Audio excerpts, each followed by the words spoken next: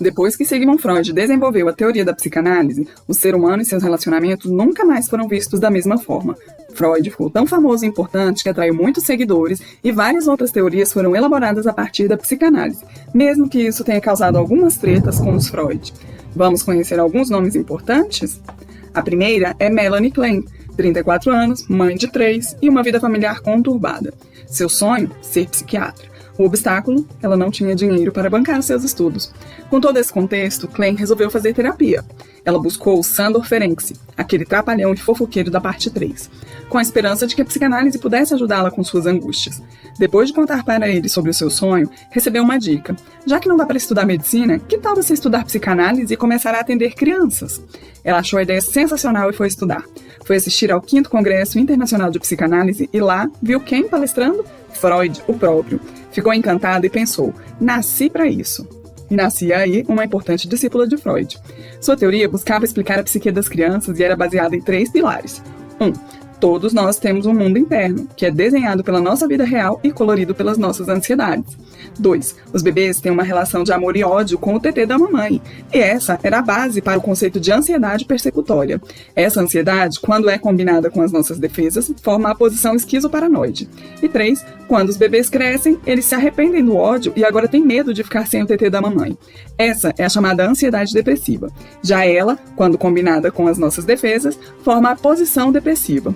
E aqui começam as tretas entre Klein e os Freud.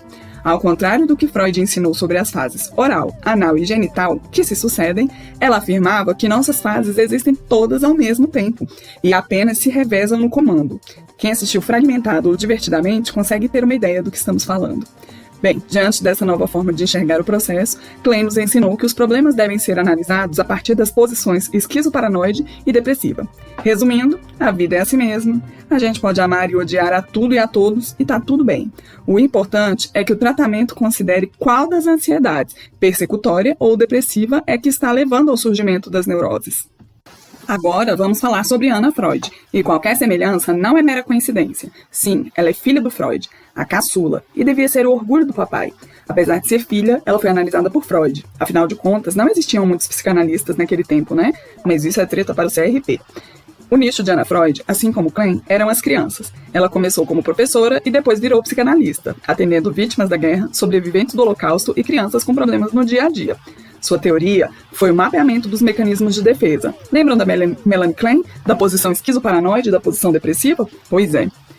O primeiro mecanismo é a negação, quando o sujeito nega que existe um problema. O segundo é a projeção, quando o sujeito projeta no outro uma insegurança ou falha sua.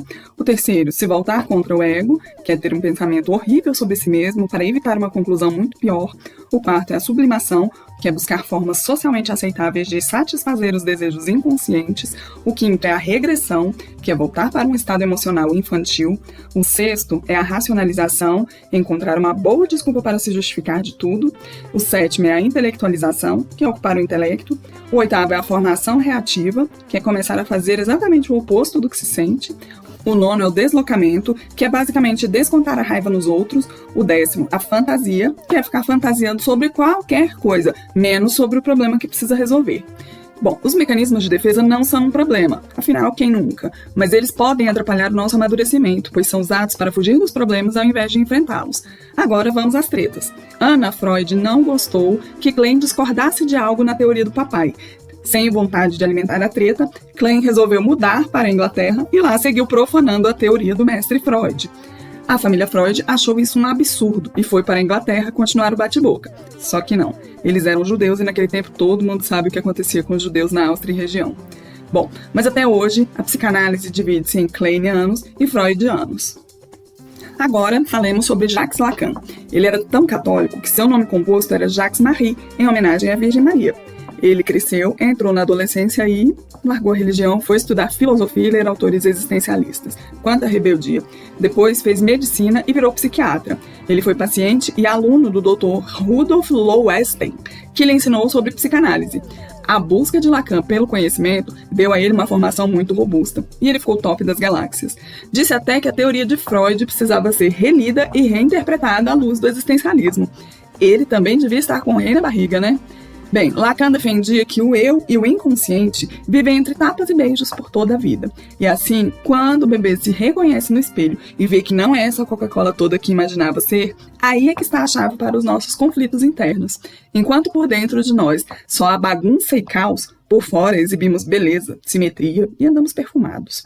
Para tentar explicar toda a bagunça interna, a ferramenta que temos disponível é a linguagem. E é ela que nos possibilita explicar e entender o que se passa, mas nem sempre, ou quase nunca, a gente consegue. Então surge o idioma inconsciente. E aqui temos um problema, porque falar nem sempre funciona e nem todo mundo entende o subconsciente, inclusive nós. Enfim, não tem jeito. Ninguém te entende, então é melhor aceitar que dói menos. Somos todos esquisitos, imaturos e solitários. E vocês acreditam que ele ainda conseguia usar fórmulas matemáticas para explicar tudo isso? Meu Deus! O próximo nome é o de Erik Erikson, alemão, radicado nos Estados Unidos e aluno de Anna Freud.